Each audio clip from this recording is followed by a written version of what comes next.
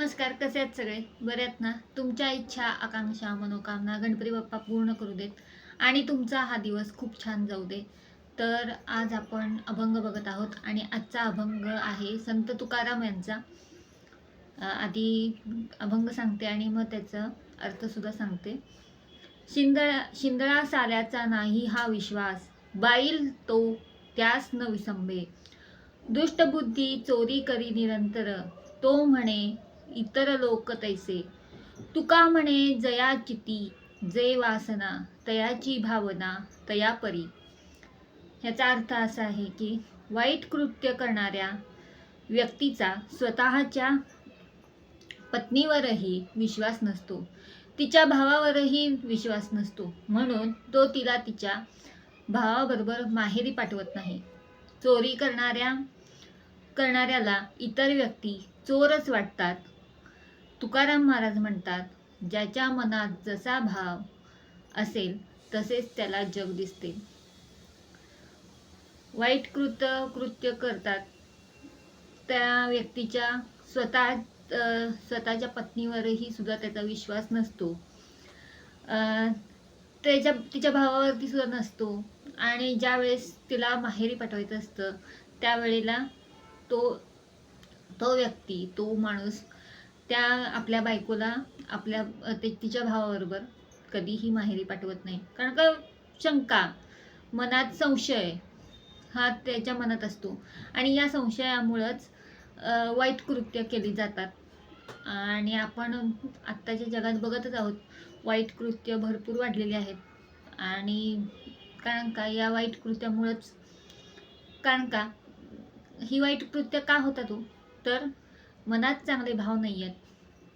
म्हणूनच जर हा विचार किंवा वाईट कृत्य आपल्याला सोडायचे असतील तर हरिनामाचा अभ्यास केला, हरिनाम घेतलं पाहिजे, हरिनामाचा अभ्यास केला पाहिजे. प्रत्येक वेळेस आपण हरिनाम घेऊ त्यावेळेस वाईट विचार आपल्या मनात येणार नाहीत आणि आपल्या हातून वाईट कृत्यसुद्धा होणार नाहीत. प्रत्येक माणसानं हरिनाम घ्यायला पाहिजे आणि प्रत्येक माणसाने देवाचं स्मरण केलं पाहिजे. कारण का ज्यावेळेस आपण देवाचं स्मरण करतो त्यावेळेस आपल्या मनात म्हणजे वाईट गोष्टी आपल्या मनात येत नाहीत आणि त्यामुळं वाईट कृती आपल्या हातनं होत नाहीत. त्यामुळं पांडुरंगाची जितकी आपण आराधना करू किंवा रामनाम घेऊ, त्याचं नाव घेऊ, तेवढं आपल्या मनातली जी घालमेल असते ती कमी होते, असं तुकाराम महाराज म्हणतात. ज्याच्या मनात जसा भाव आहे तसं त्या व्यक्तीला जग दिसतं. आपण म्हणतो ना, एक म्हण आहे की ज्याला कावीळ झालेली असती त्याला अख्खं जग पिवळं दिसतं. तसंच ज्याच्या मनात जसा भाव असतो तसंच त्याला जग दिसतं. जर ज्याच्या मनात प्रेमासारखा भाव असेल तर त्याला पूर्ण दुनिया हे प्रेमात बुडालेली दिसते. पण ज्याच्या मनात संशय असतो त्याला प्रत्येकजण संशयित व्यक्तीच दिसतो. ज्याच्या मनात चोरीची भावना असते त्याला प्रत्येकजण चोरच वाटतो, की हा चोरी करेल का, तो चोरी करेल का, हा चोर आहे का, माझं काहीतरी चोरून घेईल का, असं त्याला वाटतं.